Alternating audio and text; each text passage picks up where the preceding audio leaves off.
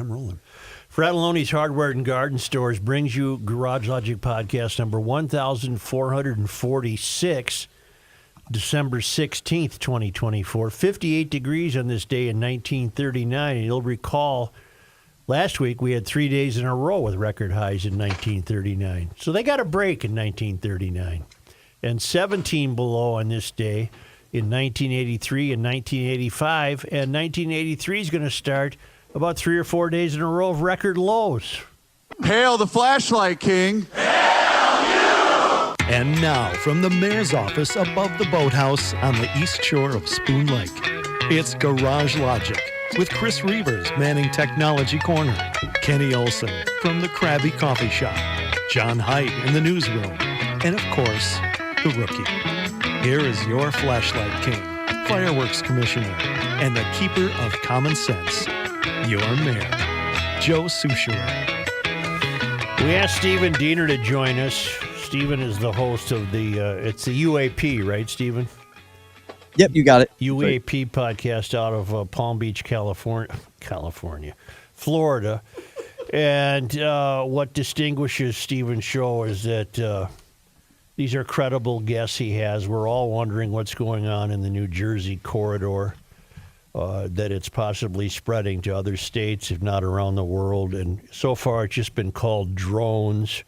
Things I've seen on video, Stephen, don't look like drones to me. Many do, but many of the videos I've seen don't look like drones. Tell us who you've had on lately that you most agree with.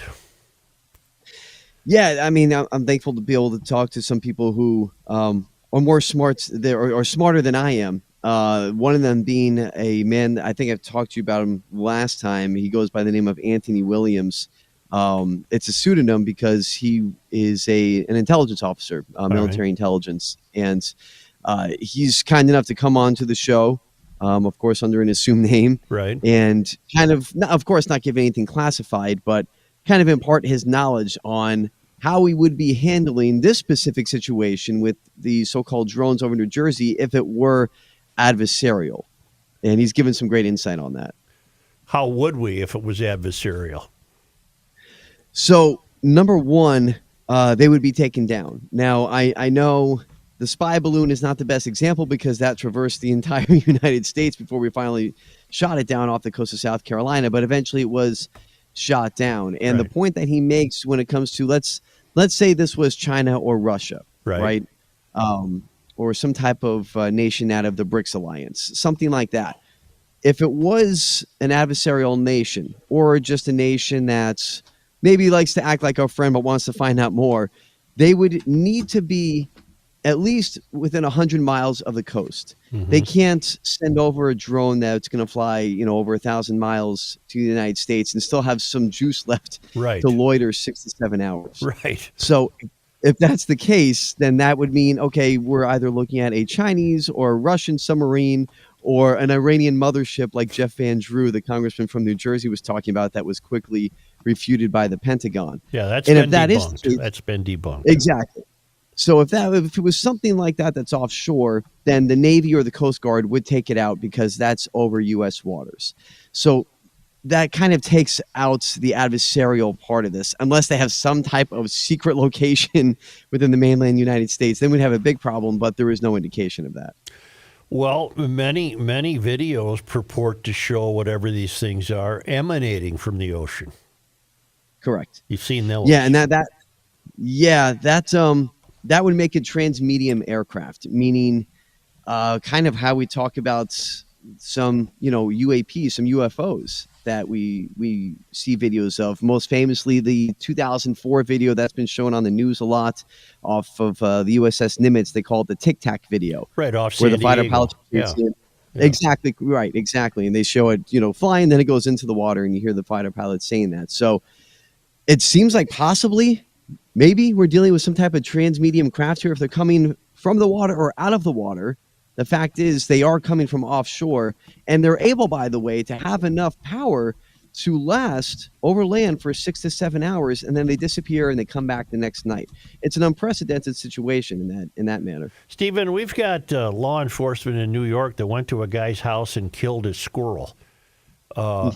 but we're being told that we don't know what this is. I don't trust the government anymore. I mean, it's been a long time in the making. I suppose I've always known that subconsciously, but I don't. Especially this last 4 years of this administration has revealed to me what an embarrassing scam has been pulled on all of us for all these years.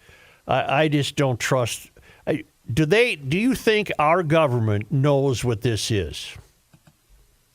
Now, it's funny you ask that, because I've been told that they really are confused. At some certain level here, you had Senator Chuck Schumer from New York was just saying yesterday that if it was the U.S. military, they would tell us, and they don't know what it is. Congress is confused. FBI deputy director is confused. So they're acting like they don't know.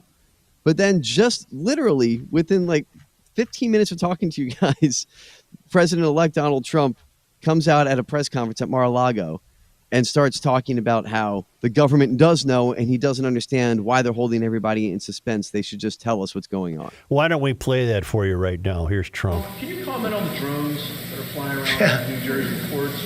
It seems like the American people have a big disconnect. The government knows what is happening. Look, our military knows where they took off from. If it's a garage, they can go right into that garage. They know where it came from and where it went. And for some reason, they don't want to comment. And I think they'd be better off saying what it is. Our military knows, and our president knows. And for some reason, they want to keep people in suspense. I can't imagine it's the enemy, because if it was the enemy, they'd blast it out. Even if they were late, they'd blast it. Something strange is going on. For some reason, they don't want to tell the people, and they should, because the people are really, they happen to be over Bedminster. Want to know the truth. That's his golf course. I suppose he's very frightened about that.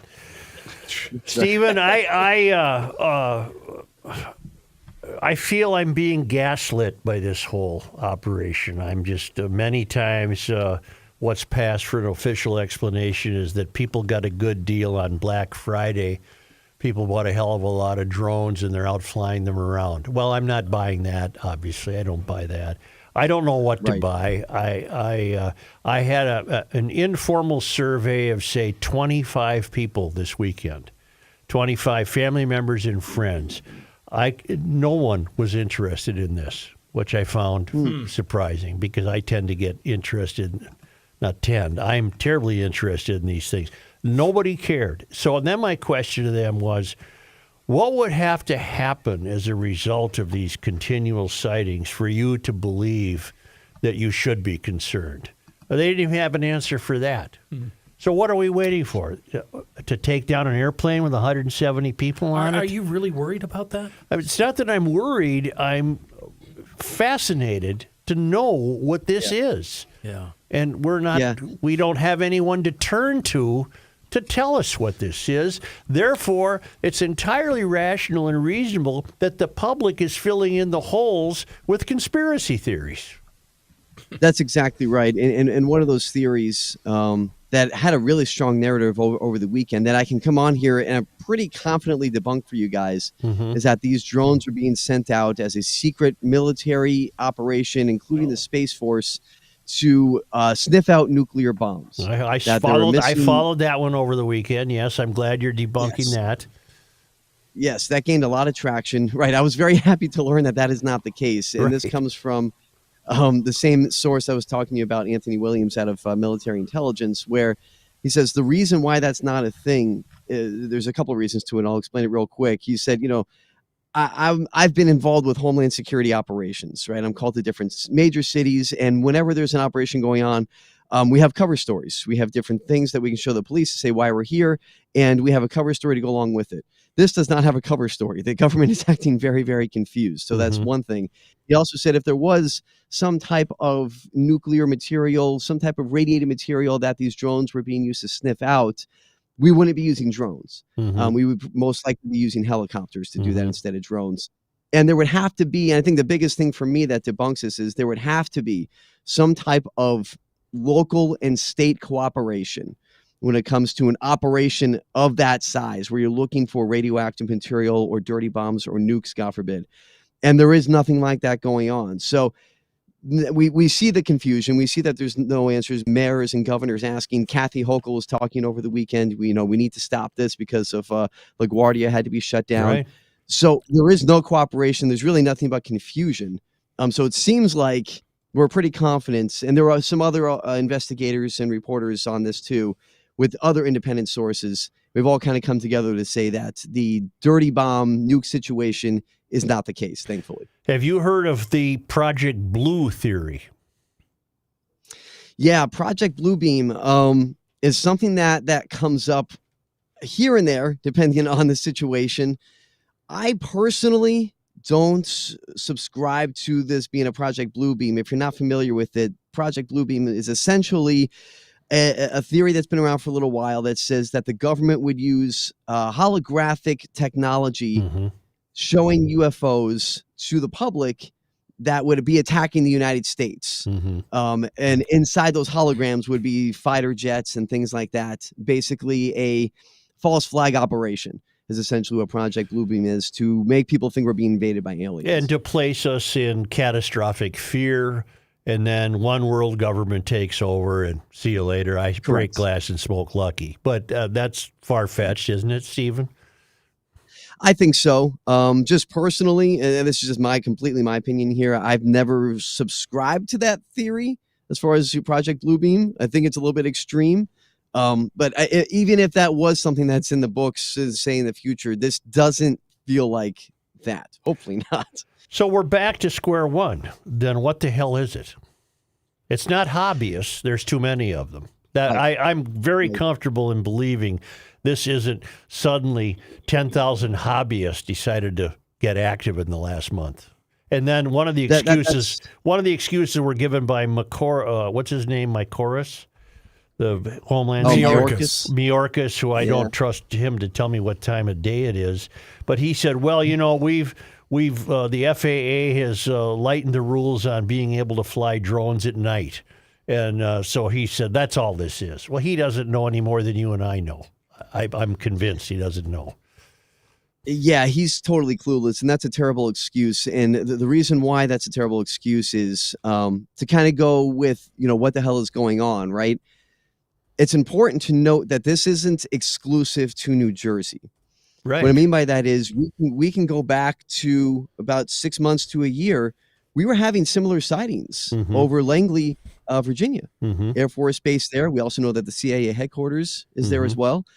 Just a few weeks ago, around Thanksgiving time, we were having sightings very similar, drone incursions over 3 different RAF bases in the UK. And they scrambled F-15s to chase these things down to no avail. They were trying to take them down to no avail. And that kind of died down a little bit over the UK. And then all of a sudden it ramps up over New Jersey. So that's another thing too with, trying to find nukes. It's like, well, are we trying to find nukes in the UK and over Virginia as well? So it seems to me that whatever this is, and that's the problem, is that no one can give us a straight answer. Whatever it is getting bolder. It has an interest in nuclear facilities. One thing that's not talked about a lot, guys, is that there was a sighting of an orb that was floating over a nuclear power plant in North Carolina in the midst of all this going on. And even Wright-Patterson Air Force Base had to shut down its airspace over the weekend. That's a major hub of military operations. So these are concerning things. Can an orb be a drone? Not normally. It's an orb. Characteristics of the characteristics of those glowing orbs are they normally, they don't have sound to them. They don't have any means of propulsion that are seen by people. Whereas these drones, they're talking about possibly hearing some type of sound associated with it in most cases anyway. And those are normally just glowing lights.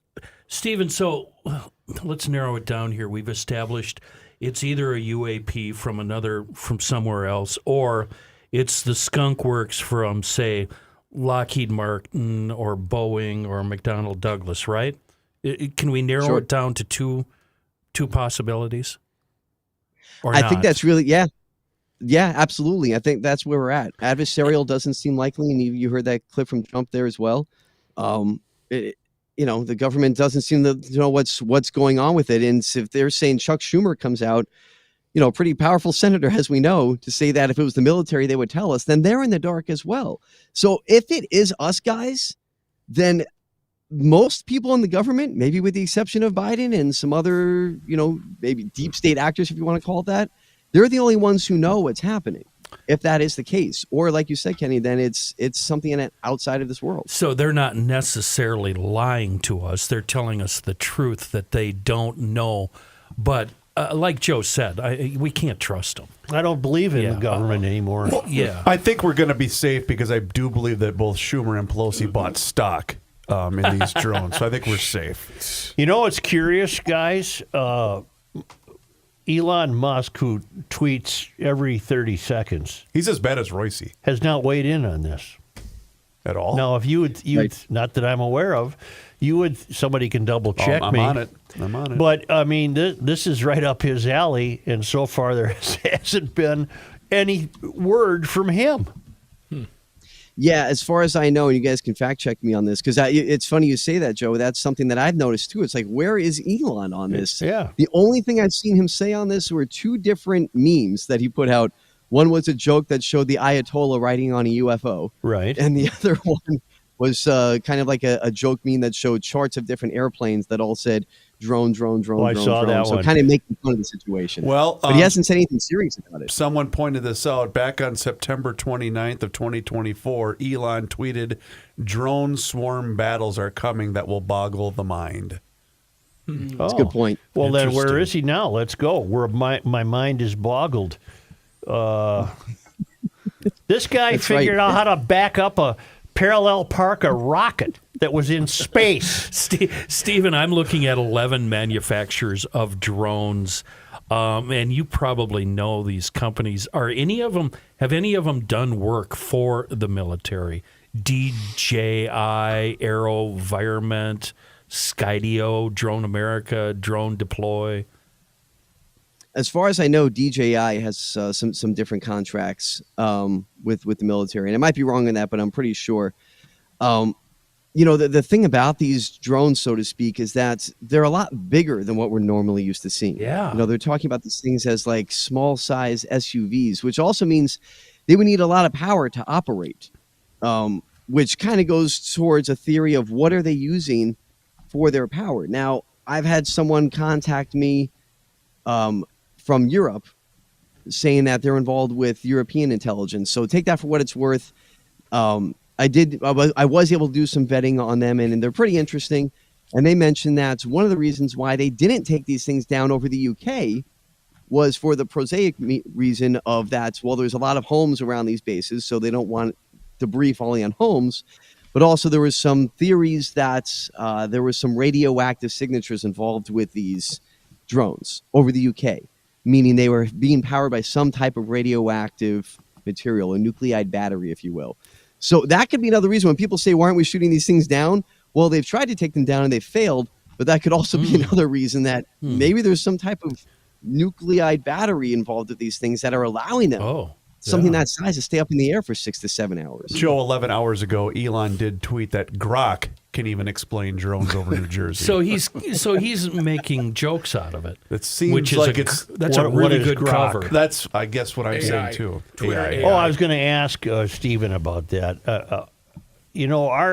Our application in Garage Logic is try to figure things out by common sense and rationality. And to me, for example, it would be common sense that if this was the skunk works of a private enterprise, Boeing, let's just use Boeing, although they got enough problems, they probably don't have time to be doing this. But let's say it's Boeing. What's in it for Boeing to not involve the military? I mean, you would think common sense that they would be working hand in hand. The future of warfare is probably a drone technology, and it's being used in the Ukraine. And maybe we're just creating and training, going through training lessons with all of the new drone technology that's available. But that doesn't explain why the military doesn't know what's going on. Well, they do. Yeah. It doesn't explain why we're not told. The country has a history of the government, whatever that is, the government not keeping us informed. I mean, Area 52 has been a secret since 1947. Why aren't we 51. being told anything? 51. Area 51. 52 is the cafe next Right. door. I go to Area 52. Got it. So Cafe I was 52. thinking of 52. Well, you got the best UAP podcast in the country. You're not done yet. No, I know. The experts will continue to make themselves available to you, I trust. Who are you seeking? Who are thankfully- you seeking right now as a guest for the next show? I would love to have on, even though they may not know the answers, but I would love to have on some Congress people such as a Nancy Mace or a Tim Burchett, Jared Moskowitz from down here in Florida. And I named those three specifically because those are three of the people on the so-called UAP caucus. They were involved with the House Oversight Committee. They were asking the questions that day in Congress to the four witnesses that came and sat there. Wasn't that just a I month would- ago? You were in Washington for those hearings, and that was prior. Those hearings were very shortly prior to this outbreak in New Jersey. And if we establish why it's New Jersey, there's military bases all over the country. Why New Jersey, I wonder? It's a great question, actually, and I haven't been given specific information on why New Jersey. Because you make a great point. There is nuclear power plants. There's different bases all over the place. Now, New Jersey is the only thing I can think of as far as unique with New Jersey. There's two things that come to mind. Bedminster being one of them. Obviously, have Mar-a-Lago down here in South Florida, but we haven't seen anything in this area that matches the New Jersey. And the second one is Picatinny Arsenal. Picatinny Arsenal in New Jersey is the biggest supplier of ammo, distributor of ammo to the U.S. military. And so that just happens to be in New Jersey. And they have seen sightings of these drones flying over that area of the arsenal, which has concerned a lot of officials. So that's just me speculating. Those are two unique places in New Jersey if we're trying to figure out why this spot. My speculation, and this would have to go hand in hand with the theory that this is somehow setting us up for something, is that it might be accurate to say that's the most heavily populated part of the country, that whole eastern seaboard, particularly in New Jersey and New York and Philadelphia, that you could just scare more people there. You can't scare a hell of a lot of people in South Dakota.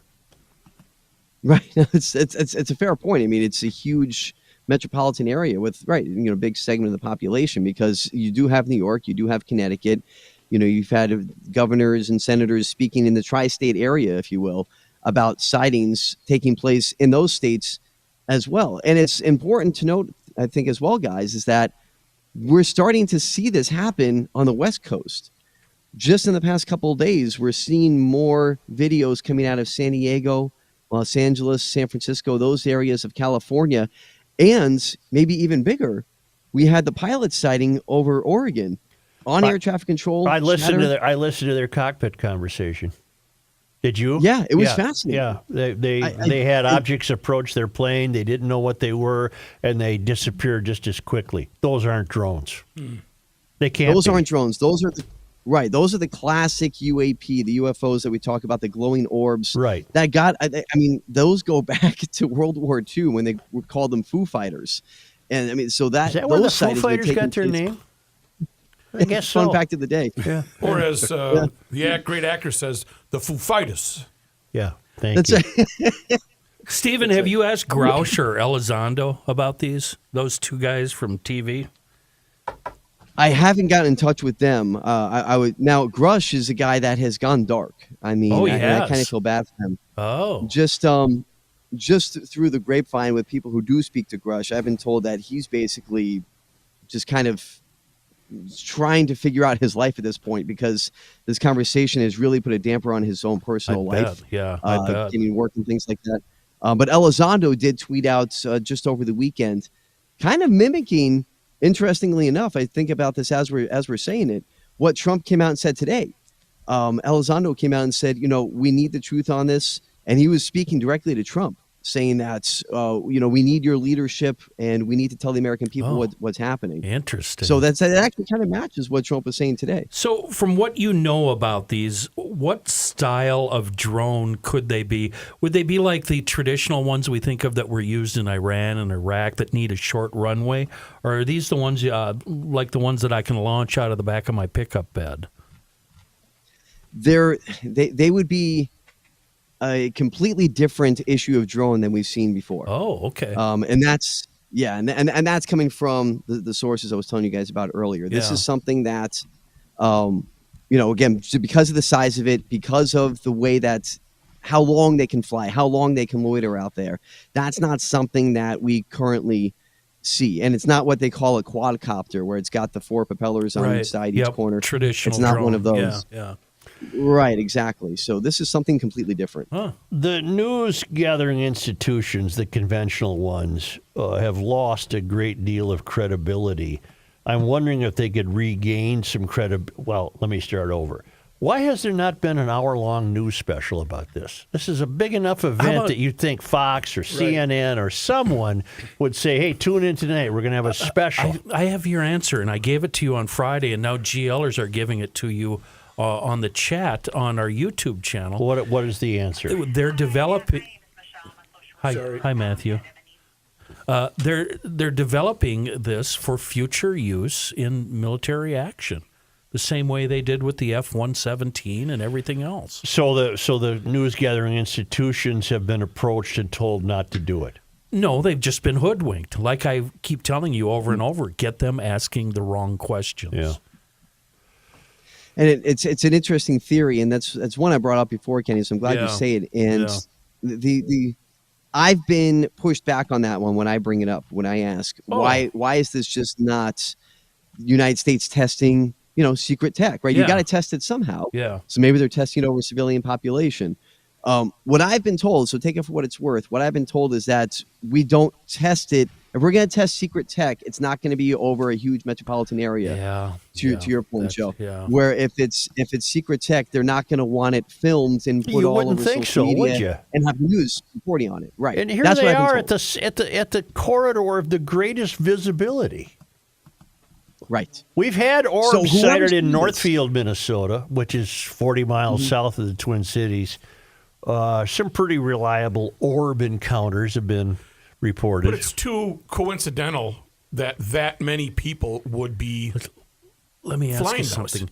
Were we seeing these before Putin started threatening global annihilation? Is this a back channel way to prove to Putin that we've got stuff that you don't have? Your drone sounds like a big black helicopter. I love this stuff, yeah. Whenever I see a video, Stephen, of a drone and I hear a noise that it makes, I'm relatively convinced that it's Earth-made. You would think these supposed hotshots with greater intelligence that have been up in space for the last 2 million years, they got silent stuff. They don't need an engine. They have no cylinder indexes in outer space. I actually have a piece of that sound. Do you? I want to. Is there a sound of say, what do you have? Hey everybody, let's do a space shuttle sound.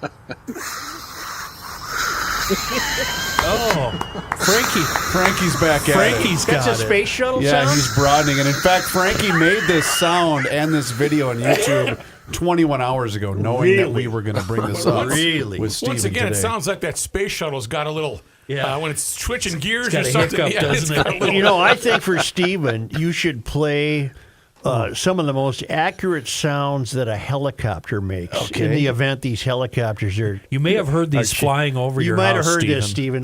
Listen for this now. Well, again, I didn't know we were going to go down this road, but that's okay. No, you did know. I did know, but not this specific one. I'm trying to find it right now because he does all sorts of stuff. That's okay. You guys can sit over here one day. That'll be great. No.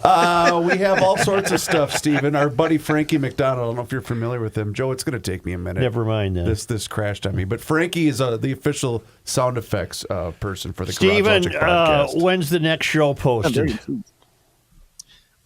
Actually, in just a little while. Good. I'm going to finish kind of post-production on the new episode I had on Nick Pope. You might know the name from Ancient Aliens. Yeah. If you saw his face, you probably know him. Yeah. He's pretty prominent on that show. So he came on with me, and he was also involved with the Ministry of Defense in his days in intelligence back in England. So good to get his take on these things, on what type of prosaic explanations can we be looking at and what might be mysterious. How do people listen to Stephen, Chris? They can find the UAP podcast on any type of podcast platform, just like they would search for Garage All right, Logic. UAP. I'm going to be listening. And Stephen, just because you asked, here's the helicopter. here it is, Do a Stephen. helicopter sound. He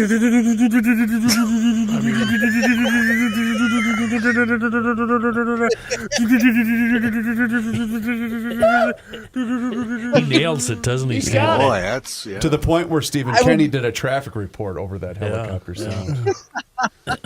I would love somebody to play that for Trump and say, hey, is this what you're doing? Is this what it sounds like? Brilliant. That'd be wonderful. Thanks, Stephen. Thank you, guys. All right, Appreciate we'll it. talk again. All right, thank you. Yes. We'll have to talk to him again when the end of the world hits. Maybe there'll be time to Sure. get one more podcast A little in recap. before I have to break glass, smoke Lucky, grab Jameson. Boom. Correct. All right, thank you.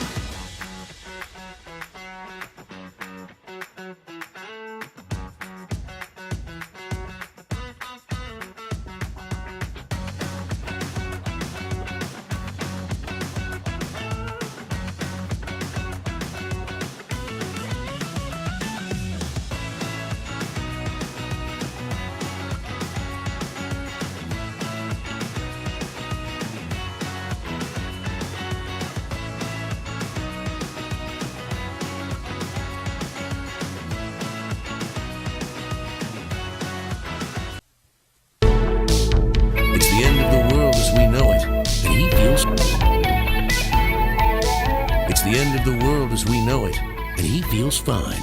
Joe Souchere. Look at that fine photo up there. Masters Maples, Johnny. Hey, check this out. Check this out. John, can you see this? Yeah. John, There's look your what I bottle. have. Yep, Kenny got his I've today. got my own. Wait, I didn't get one. Oh. Yeah, you took mine. I've been why. taking hits off it like it's, well. So it's here for you, I put John. some on ice cream the other I'll night. be there tomorrow. On ice cream? On ice cream. It was I fabulous. bet it was pretty good. Yeah, it was good. So, John, your bottle is here for when you walk into the studio for the first time in 10 years tomorrow. But if you haven't done so yet, ladies and gentlemen, you need to check out Masters Maples. They're about 3 hours north of the Twin Cities. The fine Minnesota product is created by Ben, a GLer whose personal passion for maple syrup led him to creating Masters Maples 12 years ago. And from tap to table, Masters Maples brings you 100% pure maple syrup, a gluten-free natural sweetener that can be used in cooking, grilling, and glazing. Simply put, Masters Maples offers you the best 100% pure maple syrup that Minnesota has to offer, and many other products. We have the traditional, the bourbon barrel-aged maple syrup, maple sugar, and also very, very underrated, their sweet and savory seasonings and rubs. You can order your bottle of Master's maple syrup today and taste the difference. And just in time for the holiday season, give your family, friends, or coworkers a gift of Master's Maples by ordering one of 4 different holiday gift packs. Those are available online right now at mastersmaples.com. That's mastersmaples.com. Joe, Master's Maples, taste the difference. I have a topic not necessarily unrelated to the activity off New Jersey, featuring Ezekiel's wheel coming out of a portal into a different world. We have a satanic Christmas display at the state capitol. Isn't that nice? And I didn't necessarily want to rely on Twitter for this. No one's really covering it, except the tweet that I rely on is Jim Schultz, our frequent guest and a friend of GL.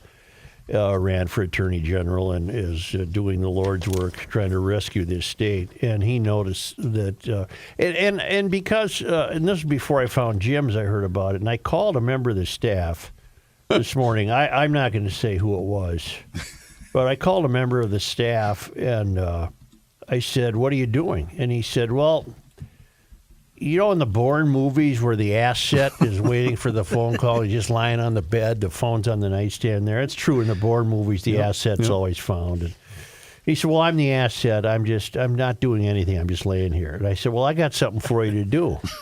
I'm not going to mention who the staff member is. Sure. I said, "I want you to run down to the Capitol." Got it. "And verify for me that there's this satanic Christmas display." Oh. I don't know if this sounds like it's something I would be willing to do. I don't know if this, but you weren't available. No. I don't know that the Satanics call it Christmas, but they apparently have and the asset told me that, well, no, because I don't think I can park my truck. I hope that isn't a clue to who the staff member is. He said, I can't park my truck in their ramp because I have too tall. Too tall. Is that truck, what it was? Yeah. And I said, well, you could park outside. And I think generally what I sensed is that he thought that would be too far to walk. Sure. Yeah, he's a lot of steps. I said, well, it's a block. You can park anywhere you want down there. It's not like going to the NAC. They've got heavy security down there. You can park a block away. I don't know why you're weighing in. I'm not identifying the staff member. The guy carries. He's got a permit to carry. He could have brought that with him. He can't take that into the Capitol. Well, leave it in the truck. Have you seen the neighborhood that the Capitol's in? You can't leave that in your vehicle. I'm very aware. In any event, may I ask a quick question? I've seen your truck. Nobody would approach your truck. About this task? May I ask a logistics question about this task that you asked this fellow staff member? Why is it that you picked the staff member that lives the furthest away from the Capitol to investigate the Capitol? He was in town. He found out that. He found out that the asset was in town. I got you. Okay. Do you think I called this moron in northern Minnesota? There was a series of rude exchanges before this happened. I see.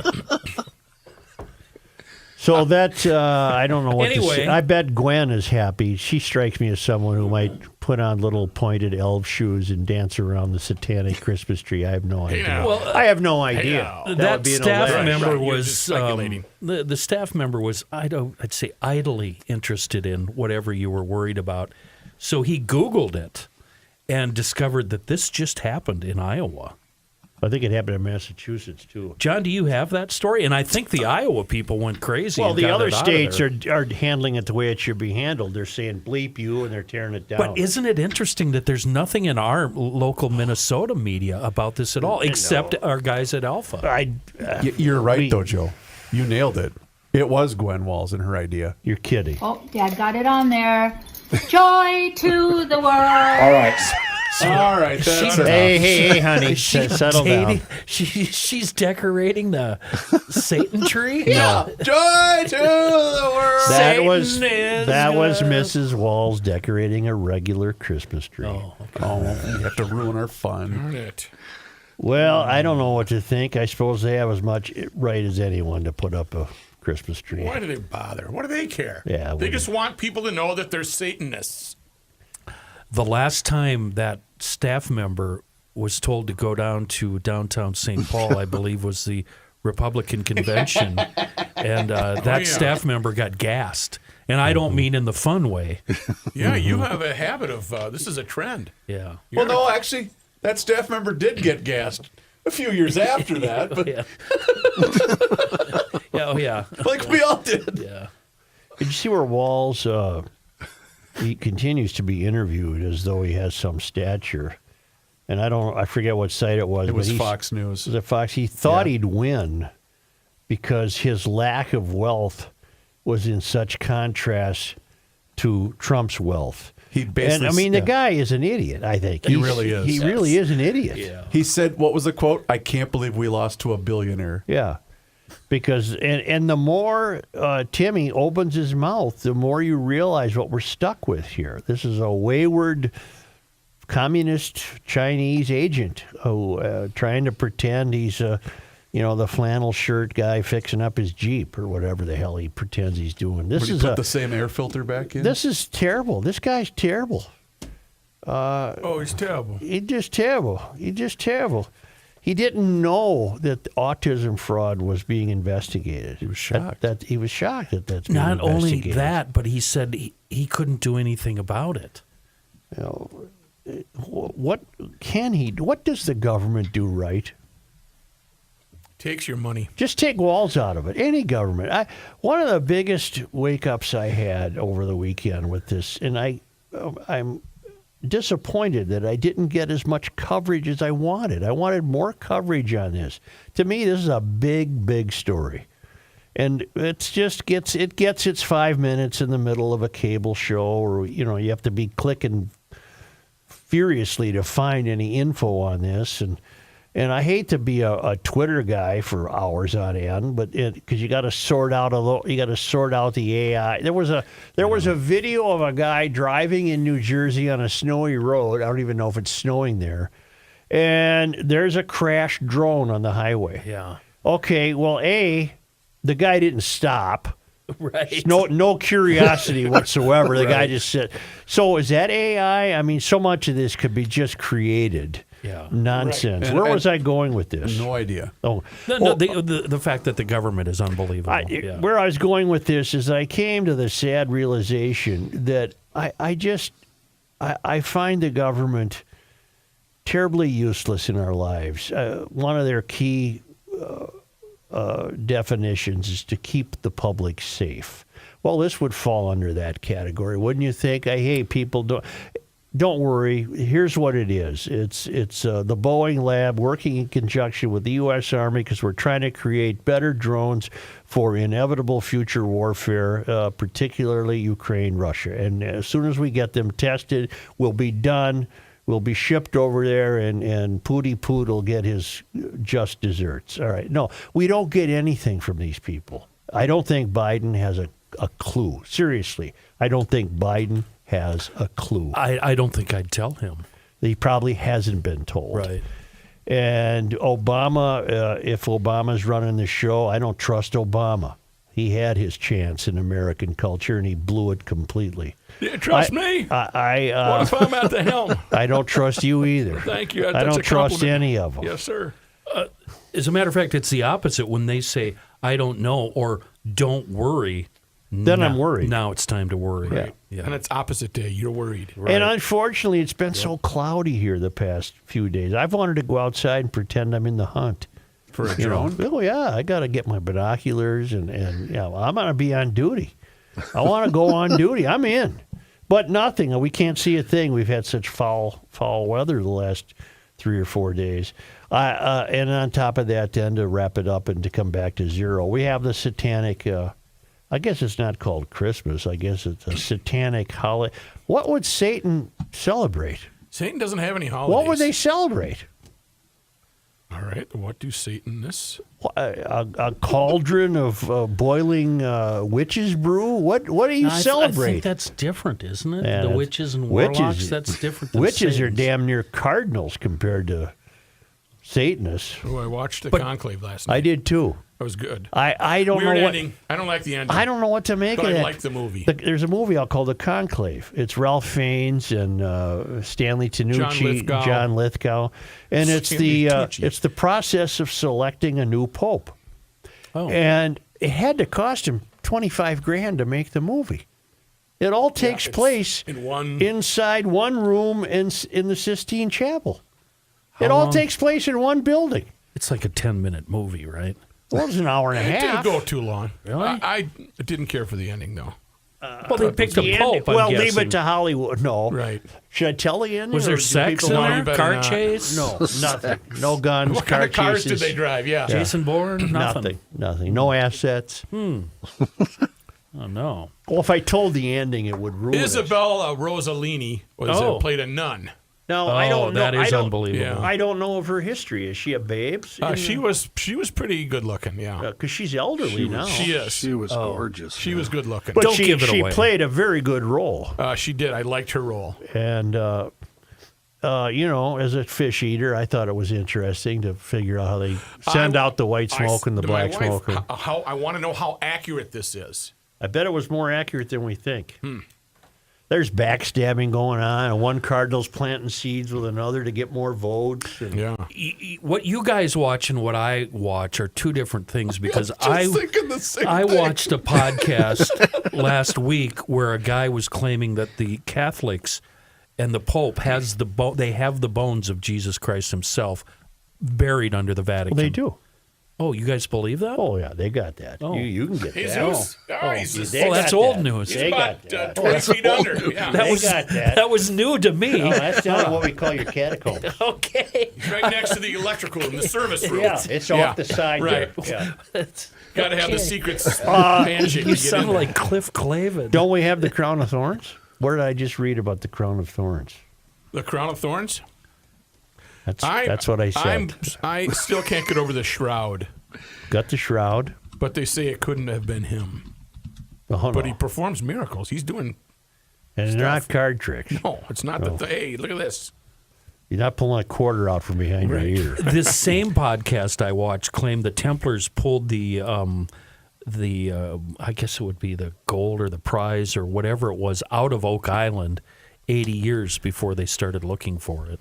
If you enter the room, though, doesn't it trigger something at the Vatican? Hey, everybody, let's do a twirl siren. Yep, that's we heard it last night in the conclave. He's the great. I would vote for him for president. I Too have bad an he's email. not from here. I have an email that must be read. This is from Krista Livingood, 54 years old, a lawyer lister from Frostburg, Maryland. That's out east, Joe.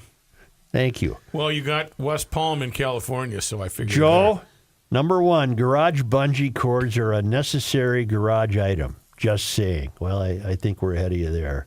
Number two, I'll never think of any aircraft again without hearing the helicopter and airplane simulations that Kenny was making. I was laughing so hard I nearly wet myself. Kenny didn't do those, Krista. It was our friend Frankie. How do you find Frankie, Chris? On YouTube. He has his own YouTube channel. So what do you enter? What do you Google? Just Frankie McDonald. There you go. Yeah. And number three, speaking of being old and needing depends, I was today years old when I discovered there is a hip replacement community. I love you guys. You are awesome. She's from Frostburg, Maryland. It wasn't Kenny. As much as I would love to be able to credit Kenny with that, it was our friend Frankie. Yes. And John, I have something for you. Mm-hmm. Are we going to John's news here? Yeah, Yes, right we after are. this, we're going to John's Yes, news. sir. Unless you want me to do something. Yeah, I do need you to do something. I will, but I want to read John this first. Okay. As someone born on Friday the 13th, I've usually found that a built-in alibi for things I might have done. I'm writing today to draw attention to John Haidt. All the guys on the show do an excellent job of representing your various sources, but John is unique in his level of professionalism. I'm thinking not of his news segments, which are indeed well done considering the kibitzing that goes on during the presentations, but for the outstanding way he handles the ad for the Underdog Fantasy. He breezes through the main body of the ad, but he surpasses himself when he recounts the number of state restrictions and the various problem gambling hotlines associated with this great app. He is the consummate professional. These gambling sites are a wonder. Not only do the entrepreneurs running the sites get rich, but they provide work for all the gambling addiction counselors out there, a real twofer. Keep up the fraud watch. Ken in DeWitt, Virginia, where GL is number one. Wow. Nice. Well, I appreciate that. I can't tell if he's praising you or he's taking a shot. What's the deal? Well, I think that was praising. I think isn't so it? too, John. I think so. I'm going to go with praising. The disclaimers are about 3/4 of the ad, so I'm glad that he noticed them. That's Ken in DeWitt, Virginia. Thank you, Ken. Will you do me a favor? Will you send that email to Bernie? Please. John and I both have to read those. Here. John, I have to say, you can read, you can cold read copy better than anyone, and it always amazes me. Really? And I want to read way better than you, Matthew. Way better. I just want to And read. me. Okay. I just want to read this one from Ann because it harkens back to. You can leave that running, baby. Okay. You love ready? that. Yeah. Ready? Hard to beat. Hey, Joe and the guys, I love listening to you every day. It's a highlight of my day listening to your podcast in my garage with my husband. Who does that? Wow. This Well, is you can from leave that Ann. running, baby. Yeah. You know, I got a pretty good relationship with my bride. Yeah. Never I has don't it. think we're going to do I that. would love a shirt or sweatshirt that has B as in B, S as in S. You guys are the best. Hail the Flashlight King. And I have forwarded your email to the department in charge of apparel. So hopefully you'll get a response. I don't mean to be that guy, Too late. but to me, that's weird. That's My roommate knocks before she comes in the shop. Fearful of what she might find. my roommate made me install a urinal in the shop to keep from re-entering the house. Okay. Yes. I don't know if we've ever That's a talked. message. I don't know if we've ever talked about this, but you in fact have a urinal in your shop, your garage. It's really cool. You even have the bar, like the old saloon doors, Swinging doors. My version of that. Yeah. What? Describe your urinal, The please. hole in the wall. 5-gallon bucket. Do you have the news from Krabby? Oh, that yeah, sound I mean, effect. if- No, I know what Well, it is. that might take him a while It's to the find upside that. down window washer fluid bucket. That the bottom is cut out.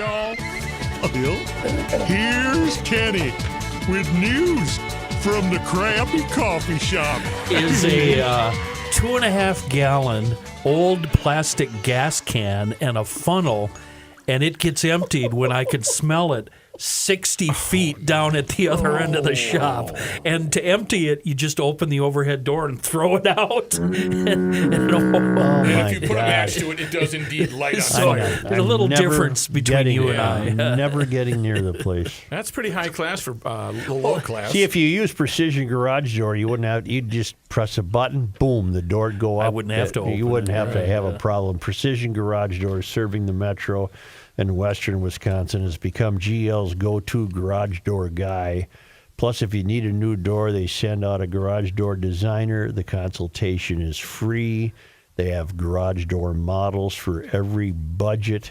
Think what a new door would do. It saves Yeah, it looks energy, beautiful. improves security, improves the aesthetic curb appeal of your house. But they do everything. You want to fix the existing door, they got you covered. Put this number into your contacts for Precision Door, 612-263-6985. Or if you want to go online and make a garage door consultation appointment, or just to make an appointment to get the current stuff fixed, it's you go right here. It's one word. Precision Door MN. PrecisionDoorMN.com.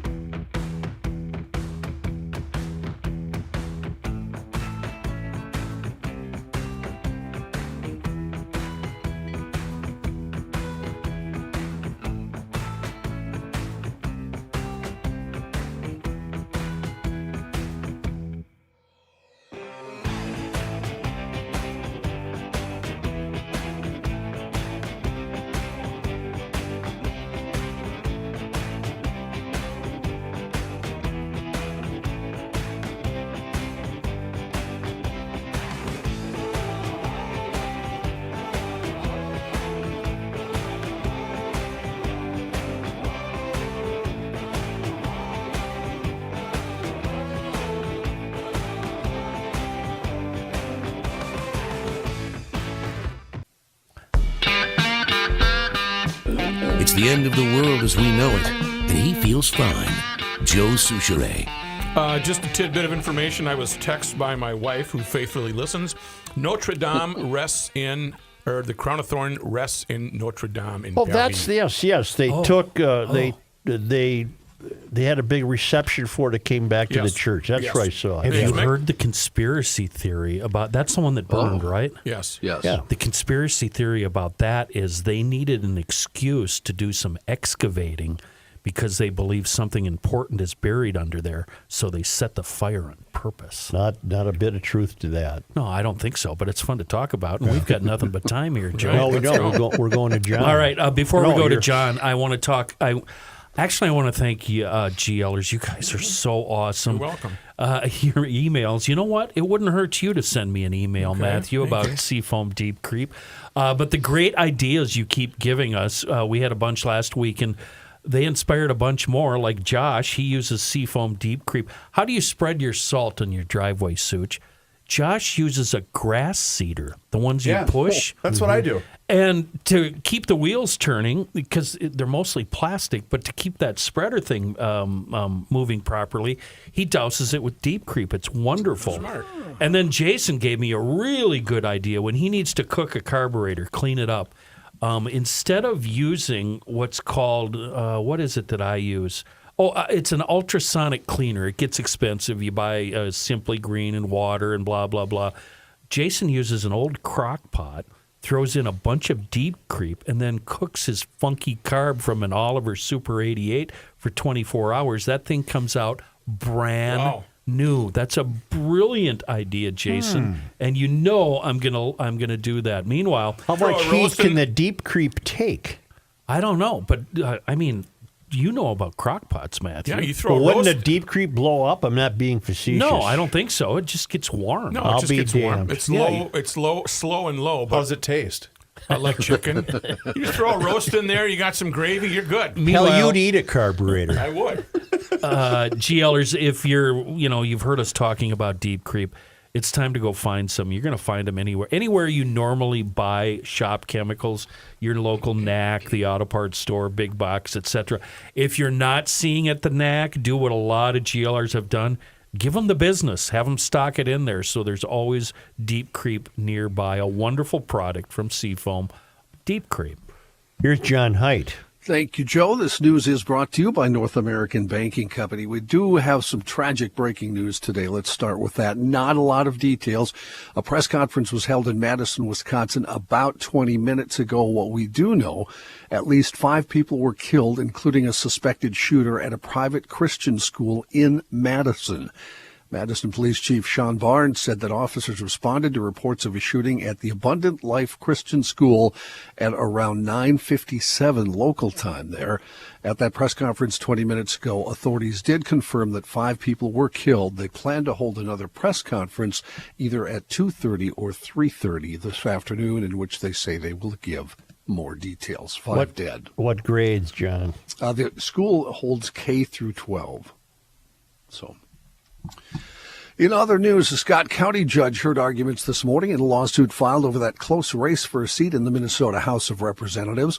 Republican candidate Aaron Paul is challenging the results, which showed DFL Representative Brad Tabke winning by 14 votes, but only after county officials admitted that they lost 21 ballots and the ballots were destroyed.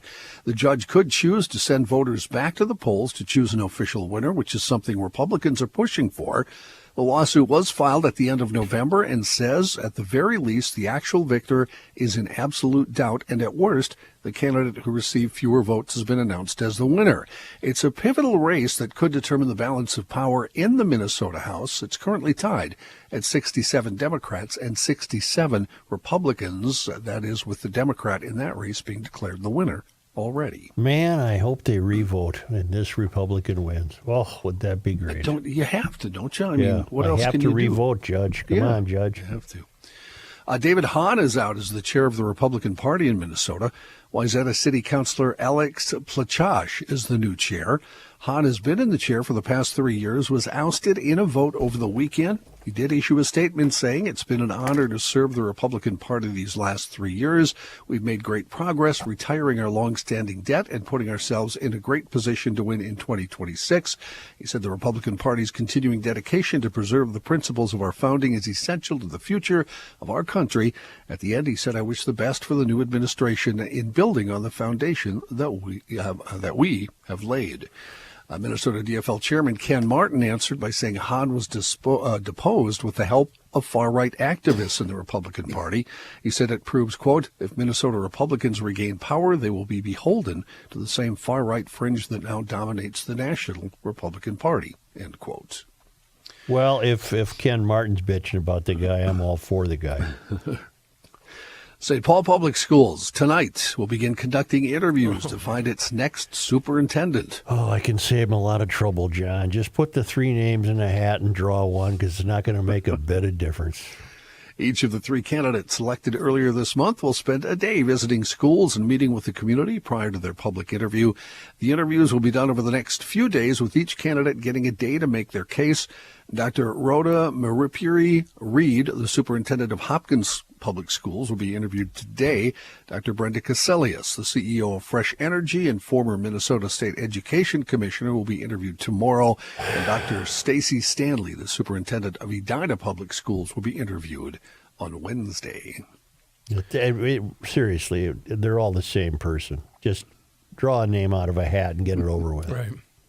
Star Tribune reporting charges could come as soon as today against a man accused of fleeing law enforcement in the East Metro until he crashed his vehicle and killed another driver. 37-year-old Nicholas John Price of Maplewood remains jailed on suspicion of criminal vehicular homicide in connection with the collision. That collision happened late Friday near the corner of Edgerton Street and Bellwood Avenue in Maplewood.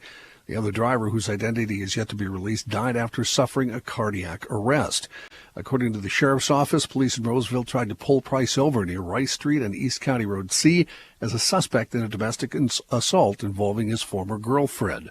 Price sped from Maplewood, where sheriff's deputies spotted him racing south on Edgerton and gave chase.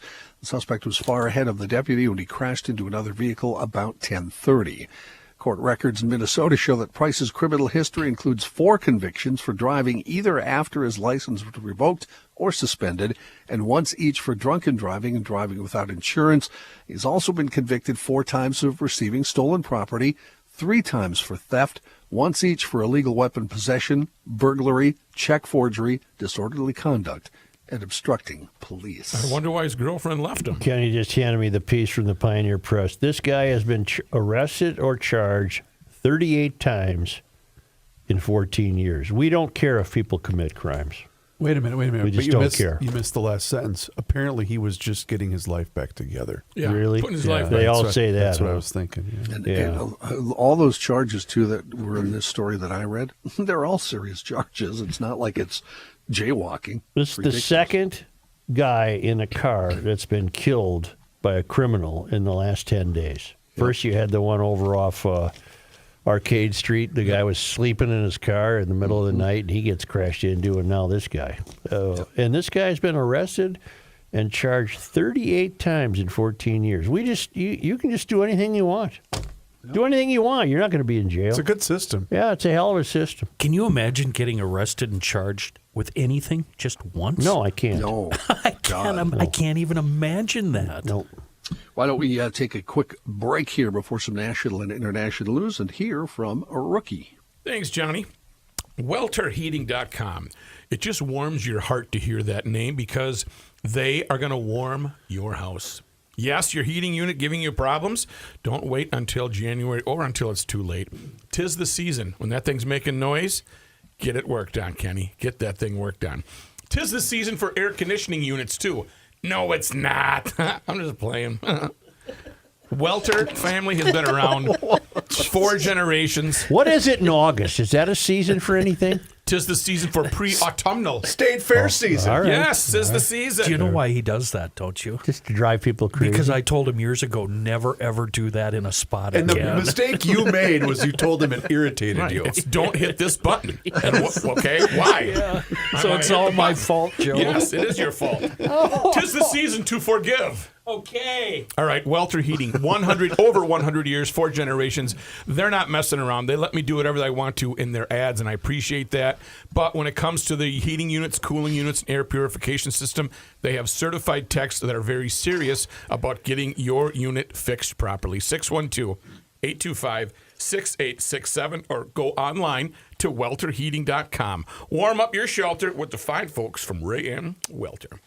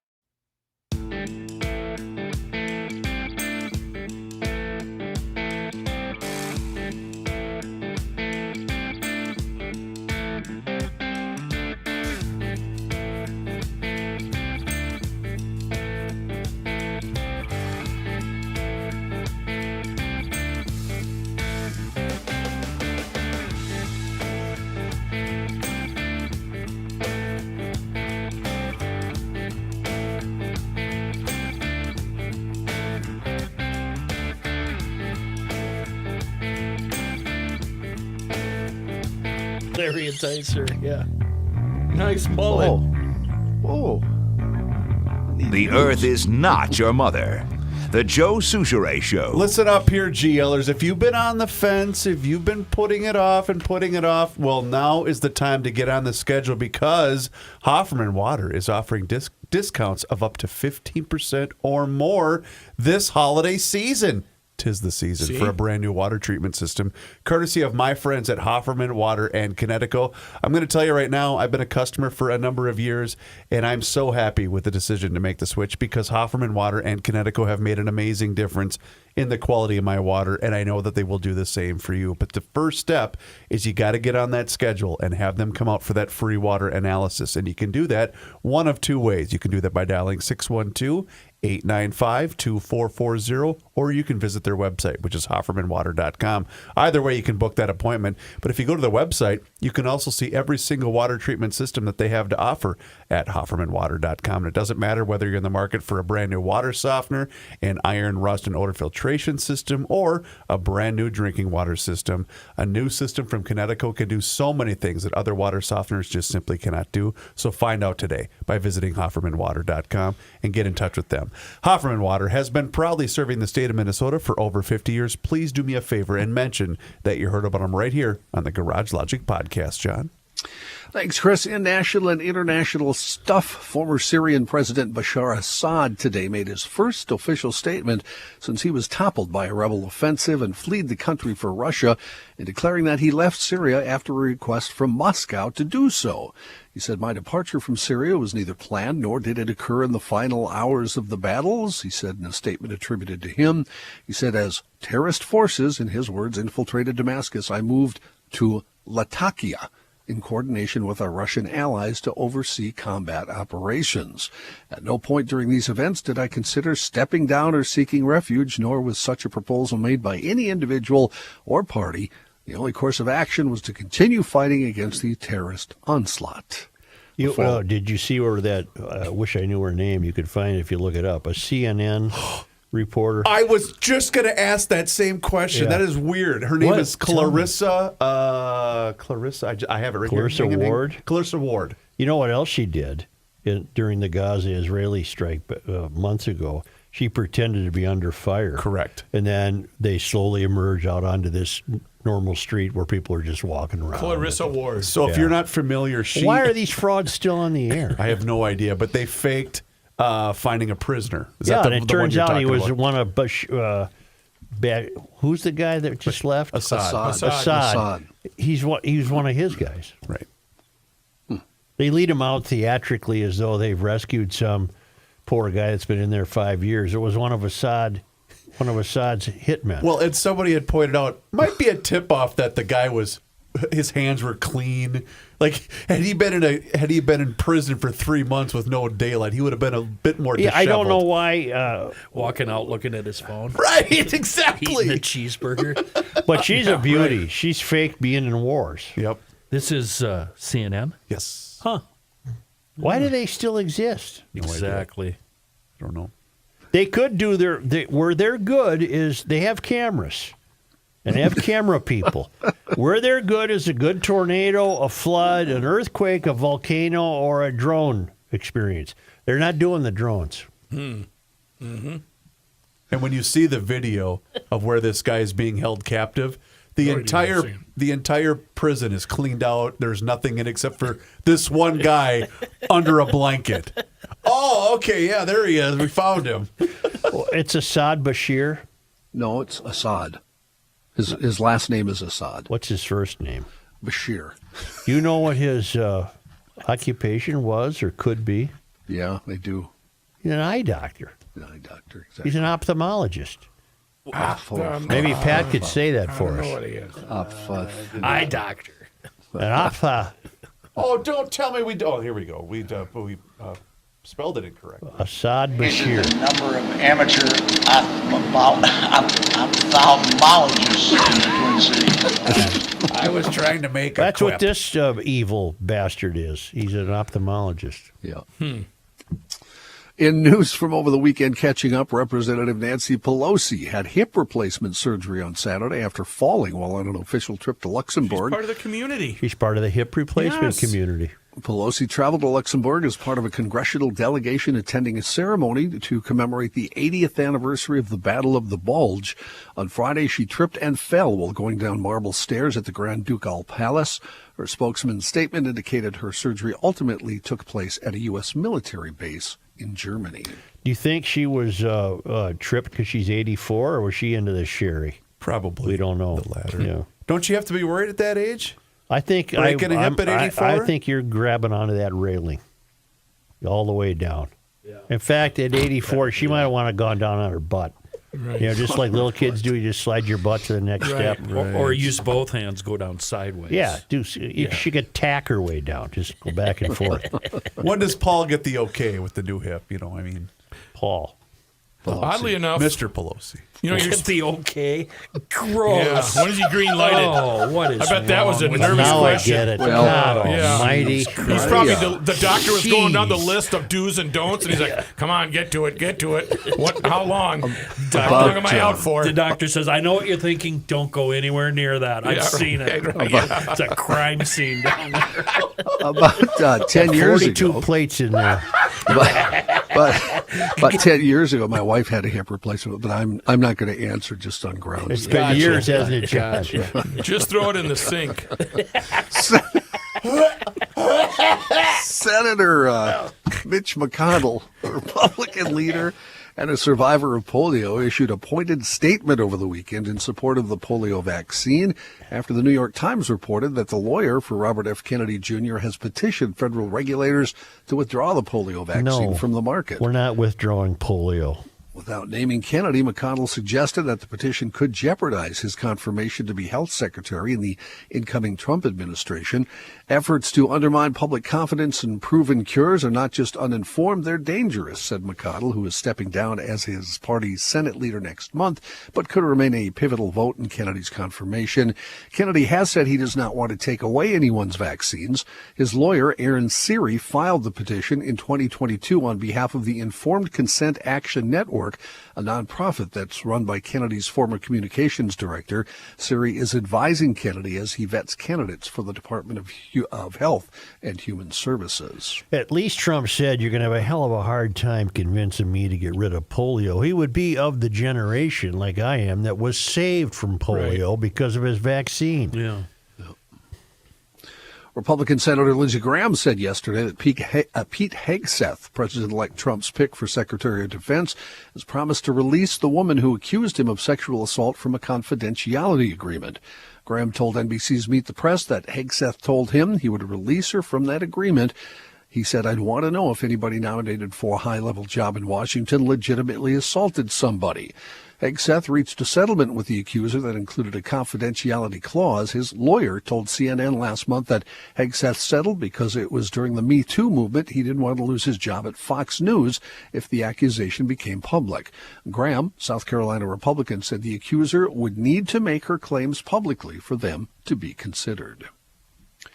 ABC News has agreed to pay $15 million toward Donald Trump's presidential library to settle a defamation lawsuit over anchor George Stephanopoulos' inaccurate on-air assertion that the president-elect had been found civilly liable for rape in the case with writer E. Jean Carroll. As part of the settlement made public Saturday, ABC News posted an editor's note on the website expressing regret over Stephanopoulos' statements during a March 10th segment on his This Week program. The network will also pay $1 million in legal fees to the law firm of Trump's attorney, Alejandro Brito. Neither verdict involved the finding of rape as defined under New York law. Instead, Trump was found to have sexually abused Carroll. I have a question, John, and I'm not Yes, trying sir. to start a war. Are there other stations that are... Because someone had posted a clip of other outlets basically saying somewhat similar remarks as Snuffleupagus did. So I'm just wondering, is this the first of a couple? Or Did they say rape? Snuffleupagus said rape. But I think that there's other stations. Well, then he'll sue It him. was, Go it away. was sexual assault instead of rape. And I hope he wins every one. Yeah. Okay, I was just curious if this It was... depends on the wording. If they said rape, Chris, then perhaps. Okay. Although I saw a bunch of legal people saying they're not sure why ABC agreed immediately to pay this. They probably, had a good chance of winning the case. So who knows if it goes to court. Because that's may true, win the because they case. did settle, not go to court. You're right. Okay. Yeah. So it would depend on the wording, I think, is the... Gotcha. Didn't this supposedly happen years and years ago? Yes. Why did she wait so long? Because she waited long enough to now, where you look at her, you say, no, that didn't happen. No, we don't need to go down that road, Okay, Joe. all right, I'm sorry. That's an odd road to go down. I'm sorry. For adults over 50, maintaining close friendships isn't just about having someone to chat with. It might be important to your health and well-being. I just want to read a book. Well, that explains why I don't feel good. Right. A new study We're reveals... all alone up there with those dead cows. Don't have any friends, Kenny? Yeah. Don't be so hard on corn yourself. seeds spread around the floor and whatever the hell it is. A new study reveals a stark reality. While 75% of older adults say they have enough close friends, those saying they're in poor mental or physical health are significantly less likely to maintain vital social connections. The findings paint a concerning picture of how health challenges can create a cycle of social isolation, potentially making health problems worse. You get to the age, John, where your good friends die on you. Okay. I'm just Okay, saying. that's a. Tis not the season Welcome of that. to Garage Lounge. Right, Well, tis it's not true. The season of that. Sorry, it's true. Okay. Thanks, Joe. I just lost one last week. Oh, I'm sorry. That's terrible. Yeah. How's your bursitis doing? I don't have bursitis. Bursitis. He has dengue. Dengue. But it's just minor. Minor dengue. I do it. You don't have bursitis, Joe, at your age? And I don't mean that. I didn't mean it the way it sounded, but I have bursitis. What is it exactly? It's the bursa sacs around certain joints get irritated at times, and things I suppose like I hell. have it. You probably do, yeah. Are your sacs irritated, Yes. buddy? Yeah. Just put a little icy hot on it. It usually works out okay. A man, remember this story? The fellow who jumped over the desk in the courtroom to try to get at the judge? Yes. The man who was captured on video attacking a judge in a Las Vegas courtroom after vaulting over her bench and desk has been sentenced to decades in prison. Deobra Redden was ordered last week to serve between 26 and 65 years in a Nevada prison for the attack on Clark County District Court Judge Mary K. Holthus. The 31-year-old Redden pleaded guilty but mentally ill back in September to attempted murder and other charges, ending his trial shortly after Holthus had testified that she feared for her life when he vaulted over the 4-foot-high bench and landed on top of her. The attack happened on January 3rd as Holthus was about to deliver Redden's sentence in a separate felony battery case. The scene was captured on courtroom video, and it was all over the internets at the time. It showed the 62-year-old judge falling back from her seat against a wall as Redden flung himself over the bench, grabbed her hair, toppling an American flag onto the both of them. I did see this, yeah. Holthus suffered some injuries but was not hospitalized. Redden's defense lawyer, Carl Arnold, has said his client was not taking his prescribed medication to control his diagnosed schizophrenia at the time of the attack. Arnold said in September when Redden entered his plea that it reflected a delicate balance between accepting responsibility for a regrettable incident and recognizing the impact of Redden's untreated mental illness at the time. Redden said in court last week he did not intend to kill Holthus. He said, "I'm not making excuses for my actions, but I'm saying I'm not a bad person. I know I did not intend to kill the judge." Redden will be eligible for parole sometime after 2050. John, so what was the initial charge and how long did he stand to face in prison? The initial charge, let's see, I want to get it right because I did have it in there. It was assault, is that right? September, attempted murder. Attempted murder. No, that's the charges for the judge. Remember the guy we talked about? It happened to be a friend of mine. I knew the guy. I still do, I guess. He left his truck running for at the airport an entire weekend. Yeah. He was a big shot Northwest pilot. And he left he has told one of my siblings that because of this drone activity, he would not fly into New York. Really? Mm-hmm. But I go on my app and watch the flights are in and out all day and all night long. So wait a minute, he's got the tenure? That he No, can, he's retired now. Oh, he's retired. He's retired. Because I thought maybe he was the asset for the airlines when they'd call him up and say, "You need to go into New Jersey," and he No, goes, and he'd say, I don't "Nah, think my so." truck doesn't fit in the ramp. I don't think I can do that. No, he said he would not. Cool. But this apparently has not stopped any commercial air traffic. I just want to make note that I really hope that becomes a thing in Garage Logic. What? Well, anytime you ask us to do something, we're just going to go, "But my truck doesn't fit in the ramp." Yeah, I can't make it happen. I had to go down years and years ago before I got Can't this believe truck, the last truck I had, which was shorter in stature. I had to go give a speech of all places at MnDOT. And I went into the parking ramp, and the roof of my truck hit every single concrete beam. You just kept going, though, huh? You got to muscle right through? I was already It's got to in. end sometime. It's like Joe's kid going to the bank. Just keep hitting it. Remember Royce trying to back out of the car wash? Sure. Yeah, you can't back out of there. No. So I get out of there finally at the end of the day, and I look, and there was no paint left on the roof Yeah, of my but truck. look at it the positive way. On the way out, it didn't hit the top of the ramp. Right. Yeah, it already crushed it down. You to, were fine. Your clearance. It was just skimming the paint off. Yeah. Or were they disappointed in having you, or ultimately? I don't know why they had me. I told them beforehand that this is a mistake. You take a Dale Carnegie course before this? Or? I honestly don't remember, Joe. All right. I don't remember. Did you get paid? No. Oh, it was a freebie. No, it was an honor. He was doing Service. Oh, Community service. Nope. Harumph. Nope. Yeah, thank you. We better take a break. But we need to hear from Rookie about the Garage Logic Holiday Online Is Auction. it the season? Right. It is the season, as you very well know. But not everybody's offering you up to 70% off your holiday shopping. Well, they are with the Garage Logic online holiday auction that's going on right now. Bidding is live. It only runs 1 week. It's going to end this Thursday, the 19th of December. It's over $60,000 in items that are up for auction. How about this? Free education with the certificate program at the Institute for Non-Destructive Testing, a value of $12,000, as Kenny figured out. An all-inclusive spa package stay at the Buffalo Ridge Resort and Spa. That's in South Dakota. Over $1,700 value. And, of course, if you want to come and see me at work, you can have a one-night stay at the Intercontinental Hotel at the MSP Airport. That's around $250. Or Rookie will deliver the room service. I will deliver the room service. Yes, that costs extra. And also a 2024 quad hauler from Pleasureland RV, valued at over $7,700. How do you get there? You go to garagelogic.com, you enter keyword auction, you register, you check everything out, and then you bid. It's just that simple. What's the RV one? It's a 2024 quad hauler from Pleasureland RV. That you can buy for $7,700? Well, the value is that starts lower, so you got to bid up. Joe, you're not eligible. Ooh, that's going to hurt the grade. I mean, you could own this thing? Well, if you go to garagelogic.com, enter keyword auction, register, view, and bid. Bam! Is it self? You drive it, or is this something you tow? No, it drives itself. It's loaded with a perpetual amount of fuel, and it has. I guess I don't know what this is, but that price sounds. It's a trailer. Yeah, you haul it with a pickup truck. Yeah, I think it's an enclosed trailer. Quad. Yeah.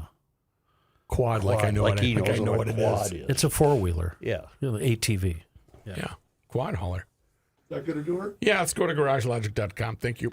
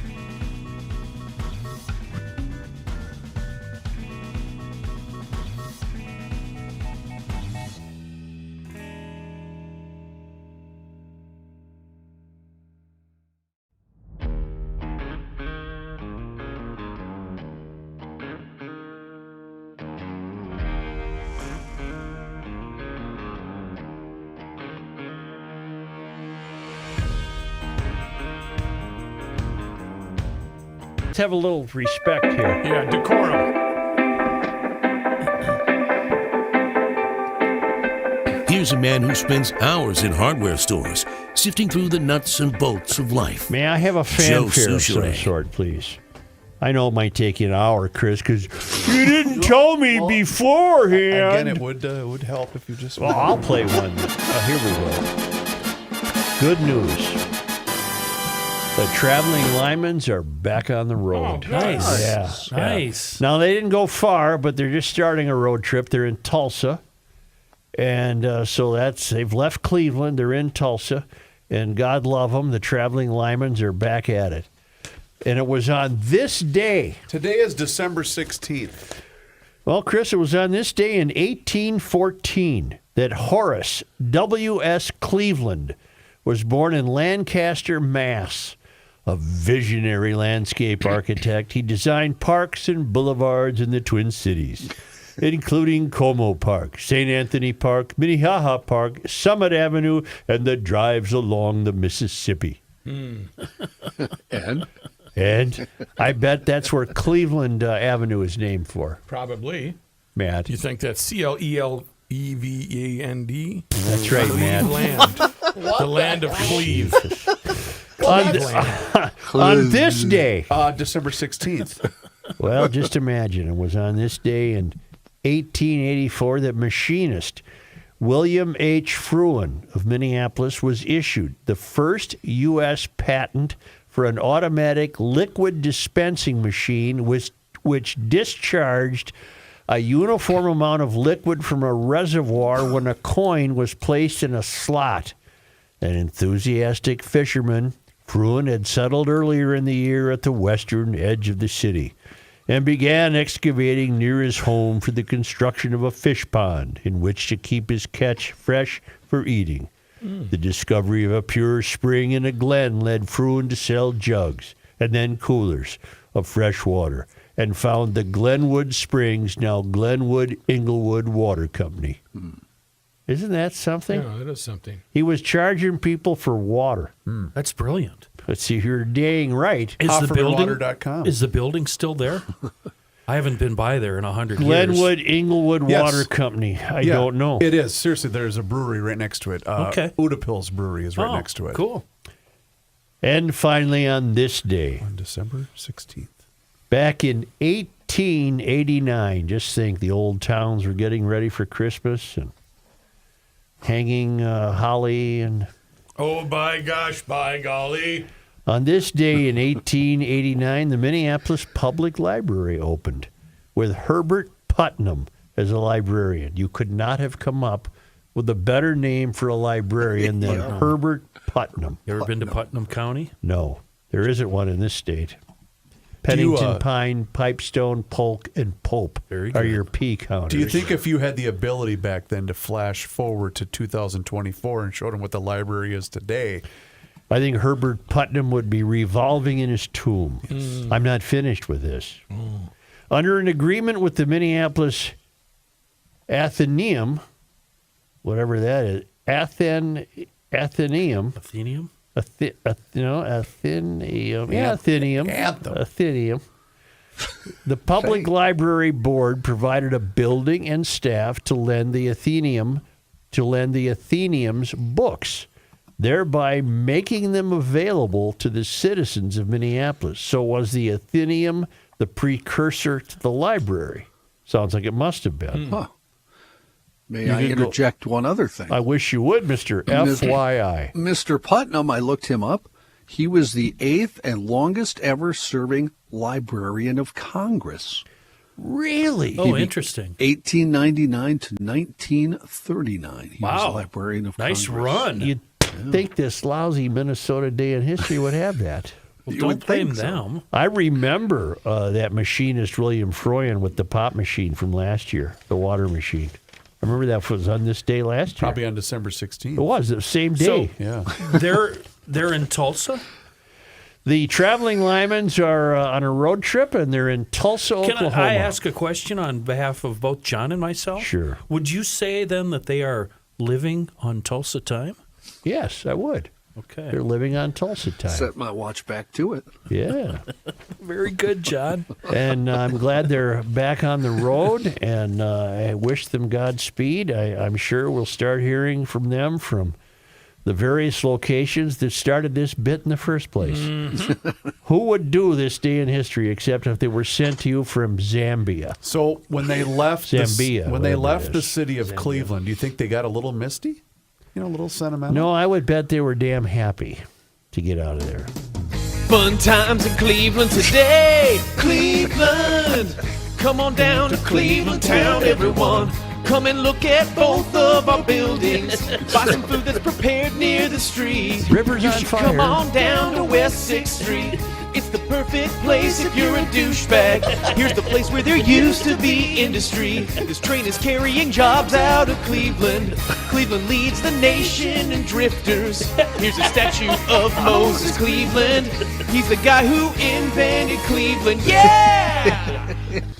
Cleveland. Who was Moses Cleveland, John?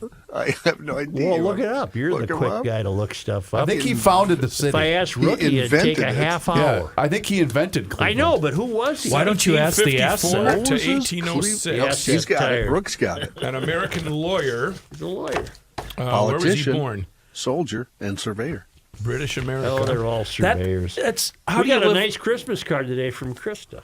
How do you live up to the name Moses, though? That'd be tough. Yeah, that's a tough one. Yeah. Hey, Moses, Jesus. will you park the river here so we can get over? Did you, Joe? What did you just do? What?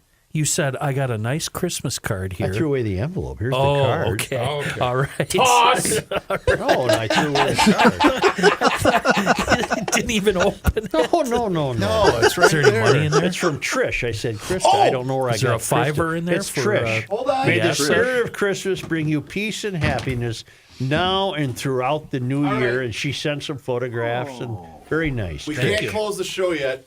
Ken, What do we got this here? is from our buddy Josh. Every year he gives us a gift pack. Well, the asset's going to be busy tonight, boys. Rook, here's yours. Have fun at the game. What is this? It's bourbon. It's Black Frost bourbon from Josh. Yeah. Joe, I'd give you one, but you know. But he also brought something for you, Suchi boy. Look at, he got you N.A. Sam Adams. Oh, boy. Wow. Okay. Thank you. That's And- Dill's favorite. And Athletic. Oh, I love athletic. Run Wild. I won't have to go to the liquor store today. There you go. This Thank is careful. you. Who's this very from? much. Our buddy Josh. He was at the Twins game. He comes to all sorts of stuff. Josh is the man. He's awesome. The truck driver, Josh, from Stillwater? I don't Is believe this so. Josh, the investment guy? Stensland. No. Oh. Rook. Dark chocolate almonds. Oh, they're the best. Wow. Open them up, Rook. I already, Open them up. I Well, already I took. guess my Christmas is over. This is fantastic. And Look at- careful, here, that's on the edge at 92. I already I've took never heard of this one. Black Frost Distilling. the almonds. I took home. 92 Is this proof. legal? Are we doing him a favor in return? Maybe giving him some free airtime or some product? Mention They're his from name New if you Ulm. want. New Did- Ulm. Chris, did he bring anything for me? Well, if you get your ass in here, maybe you could have some. I'll be in tomorrow. I'll We be in have tomorrow. a big day at GL Moses? tomorrow. Moses Cleveland not only remembered through the city's name, but through living monuments in the form of trees throughout the greater Cleveland area. He was a big tree guy. I happen to like Cleveland. I like cities by water. Regarding tomorrow, when was the last time that all of us were in the same room together, in this studio together? Pre-COVID. Can't imagine. 2018. No, it was no, 20 it was COVID. right before COVID because all you guys started doing the show I've remotely. got news for you. 2018 was pre-COVID. Jesus H. No. 2020. So was 2020. We were still doing yeah. the show in this studio. Oh, 2012 was pre-COVID. 2000 we was still had a pre-COVID. radio show. 1957 was pre-COVID. GLers, thank you. Please do us a favor. these are addictive. Hit the subscribe button. It's right there on the Garage Logic YouTube channel. Did you know that Garage Logic has a YouTube channel? Yeah. Garage Logic has a YouTube channel, and each and every single day, you can watch us. Yeah, starting at about noon each and every single day. Also, don't forget a special thanks to the loved ones of hundreds of jailers that are going to be waking up Christmas morning with something new from the Gumption County gift shop. You can still try and place an order in hopes of having a for Christmas, but how about the subscription to the Garage Logic Town Council instead? Yeah, you should do that as a holiday gift. The Garage Logic Town Council membership. Go to garagelogic.com/gift and get your special someone in on the fun today. What is better than a Garage Logic Town Council membership card or a window cling? It's all there for you. Just go to garagelogic.com. You have no willpower. I like that.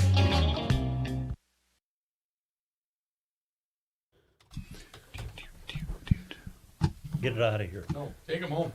The kids will love them. We have so. You know what she did? She bought a giant